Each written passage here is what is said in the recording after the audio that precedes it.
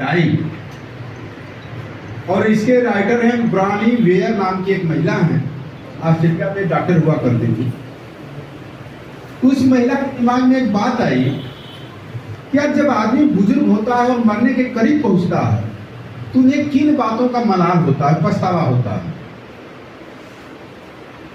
उसके ऊपर ऐसे लोगों को लेकर के वो रिसर्च करना चालू करती। बुजुर्ग मरने के करीब अब तक वाले लोगों से उनके हॉस्पिटल में उनको भर्ती करना, उनके साथ समय बिताना, उनसे बातचीत करना, उनके अनुभवों से जानना कैसा फील हो रही है। लंबा टाइम यह प्रक्रिया करने के बाद उन्होंने एक किताब लिखा और उस किताब का नाम रखा the top 5 regret of the time. यानी आदमी जब मरने के करीब होता है उन्हें 5 कौन से पछतावे होते हैं। पश्चाताप, रिग्रेट कौन होता है। सुन करके हम लोग बहुत हैरान हो गए। देखिए, दूसरे के अनुभव से हम नहीं सीखेंगे। पता चलेगा कि भाई ठीक है, आप देखेंगे जब अपना समय आएगा, उस उम्र में जाएंगे तो देख लेंगे। तो भाई उस उम्र में जब जाइएगा, जब आपको दिमाग में आएगा कि नहीं यार अब तो मैं होश में आ गया, मुझे पता चल गया कि पछतावा हुआ इस बात का, तो क्या आप प्रकृति से, नेचर से, भगवान से कहेंगे नहीं मुझे फिर से जवानी मिलने चलिए? नहीं। हम लोग का जीवन वो बीसीआर का धंधा, बीसीआर वाला रील वाला पिक्चर थोड़ो है कि जब फिल्म गांव में होती थी, पिक्चर चलता था और चलते चलते बीच में प्रचार आ जाता, अरे भगा नहीं भगा, तब भगाने लगता था। भागते भागते जब लड़ाइयों भाग, अरे रोक रहे हो, पीछे का पीछे, जल्दी का पीछे। हाँ भाई, पिक्चर का रील था, जब चाहे आगे कर लिए, जब चाहे। लेकिन यह जो जीवन का रील है, एक बार जहां पहुंच गया क्या उसे 1 इंच भी पीछे आएगा? तो चालाकी इसी में है कि दूसरे के अनुभव से हमें सीख लेना चाहिए कि आदमी जब बुजुर्ग होता है, हम भाग रहे हैं, दौड़ रहे हैं, मेहनत कर रहे हैं, हमारे पास समय नहीं है, तो भाई जो अंतिम समय में जा चुका है उसको किन बातों का मलाल होता है, पछतावा होता है। वो भी अपनी जवानी में भागा था, मेहनत किया था, काम किया था, लेकिन उस जगह पहुंच के वो कैसा महसूस करने लगा। यदि उनसे हम सबक ले लेंगे तो वो गलती हम दोहराएंगे नहीं। तो इसमें कुछ पॉइंट मैं चर्चा कर रहा हूँ, क्योंकि वो आश्रम के माध्यम से उसकी पूर्ति हो रही है। आश्रम क्यों करना चाहिए इस बात से साबित होगा।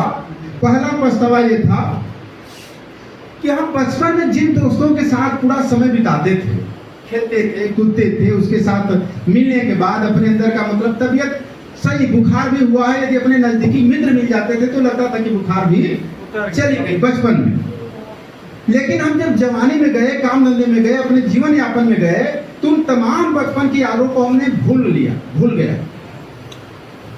हमें इस बात का मलाल है कि हम अपने बचपन यानी जीवन यदि दोबारा मौका देगा तो हम उन जवानी के दिनों में भी अपने बचपन के दोस्तों के साथ मिल करके उसी तरीके से उनसे हा हुल्ला और हंसी मजाक हम करेंगे। अब इससे आरसीएम से क्या ताल्लुकात है? एक पॉइंट है इनका। आरसीएम से इसकी पूर्ति कैसे हो रही है? जब हम आरसीएम करना चालू करते हैं तो हम रिवर्स में जाते हैं, कुछ याद करते हैं अपने दोस्तों को, रिश्तेदारों को याद करते हैं, दोस्तों को याद करते हैं जो साथ में पढ़े लिखे लोग होते हैं और किसी शहर से गुजर रहे होते हैं और याद आता है यही यहाँ का तो हमारा मित्र था, पढ़ा था साथ में।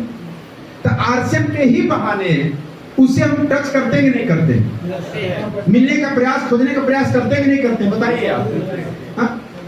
यानी कि यह रिग्रेट आरसीएम के माध्यम से पूरा हो रहा है कि नहीं हो रहा है? हम बचपन के मित्रों को खोज रहे हैं, ढूंढ रहे हैं, उनसे जाके मिल रहे हैं, उन्हें समझाने का प्रयास कर रहे हैं, इसी बहाने हाल चाल हो रहा कि नहीं हो रहा है?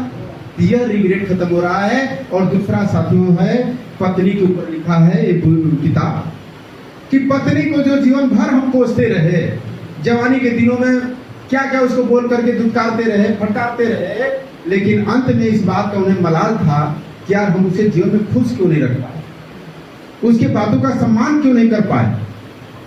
हमें यदि जीवन दोबारा मौका देंगे तो हम क्या करेंगे? खुश करेंगे, सम्मानित उसे तवज्जो देंगे। तो आरसीएम ये हमें सिखाता है महिला सशक्तिकरण।